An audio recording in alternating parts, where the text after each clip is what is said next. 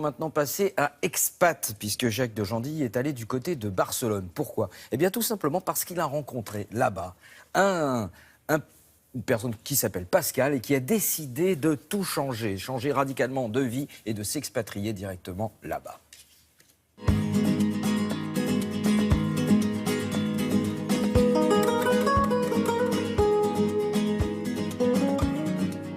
Je me suis expatrié à l'âge de 25 ans, après avoir terminé mes études à Paris. Je suis d'abord parti au Vietnam, à Hanoï. J'étais à l'époque, je travaillais à l'ambassade de France et puis j'ai été muté aux États-Unis et enfin en Allemagne. J'ai eu envie de changer un petit peu de vie. Je suis venu ici faire un MBA et à l'issue de cette formation, j'avais à l'époque 33 ans, je suis resté. Donc ça fait 17 ans que je suis à Barcelone. On a la chance d'avoir des bureaux sur le Paseo de Gracia, qui est l'avenue la plus prestigieuse à Barcelone, et notamment au dernier étage, juste en face de la Casa Batlló, qui est un édifice emblématique d'Antoni Gaudí, qui est magnifique. Et le voir tous les jours, c'est vraiment très agréable.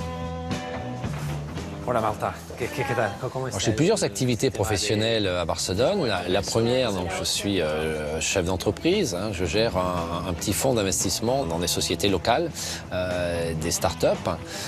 La deuxième activité, c'est l'enseignement. Je suis professeur d'entrepreneuriat et de financement d'entreprise. Et enfin, depuis un peu plus d'1 an, je suis élu comme conseiller consulaire.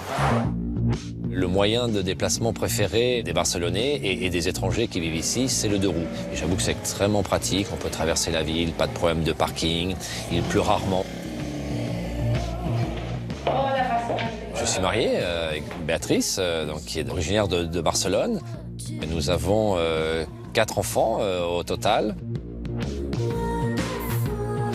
1, 2, 3, photo.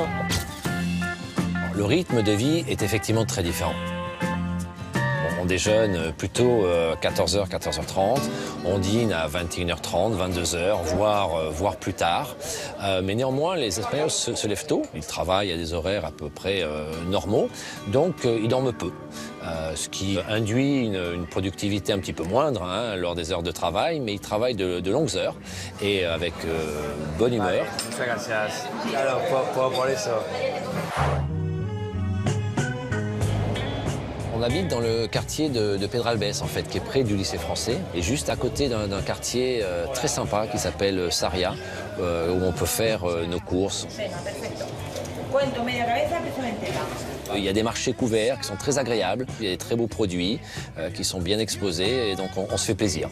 On mange beaucoup de poissons et de légumes, donc plutôt une nourriture assez saine. Alors on mange aussi du très bon jambon. Hola, buenos días, ¿qué tal? Il est bon, Le Barça à Barcelone, c'est quelque chose de très important. C'est une culture pratiquement, c'est une institution, c'est une religion. Le slogan du club en catalan, c'est Més que un club, c'est-à-dire plus qu'un club. C'est une fête, on doit partager, montrer son appui à l'équipe locale qui représente plus qu'un club, qui représente la ville et qui représente une nation catalane. 35 455, c'était il y a quelques mois le nombre d'inscrits ici au consulat de France à Barcelone. Mais c'est un chiffre en perpétuelle évolution et surtout, il ne comprend pas les étudiants ou les stagiaires venus pour quelques semaines ou quelques mois. Voilà, je vous souhaite une très bonne journée, à bientôt et surtout n'oubliez pas, d'ici aussi on regarde Télématin. Tout le monde regarde Télématin.